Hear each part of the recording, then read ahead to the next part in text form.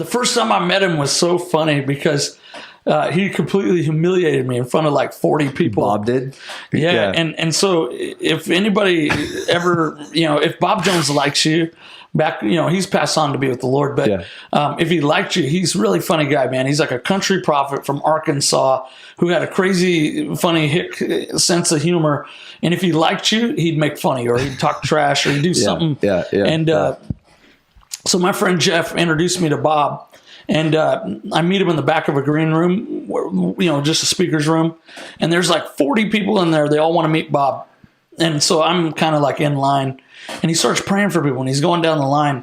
And he gets to where I'm at. And I got my hands out. And I'm like, well, you can't resist hunger. He's going to pray for me.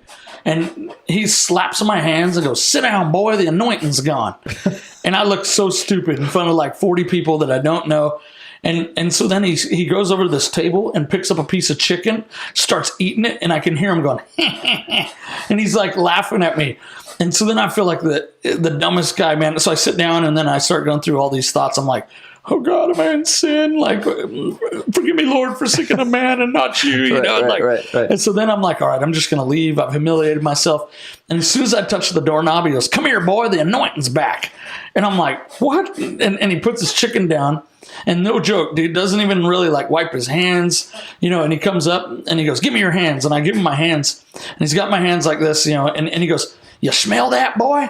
And I'm like thinking in my head, what, chicken? And he's like, you smell that, boy? But I was terrified by him. And so I said, God, please let me smell something. And boom, dude, this supernatural fragrance of God overtook me. And I got the strangest prophetic word ever from Bob Jones, so I'm like, whoa. And he goes, yep, that's right, boy. Use a sweet smelling stench in your daddy's nostril. And he said, 2 Corinthians 2:14. Now thanks be to God who caused us to triumph and diffuses through us the fragrance of Christ amongst the lost. And he said, you're a prophet and an evangelist.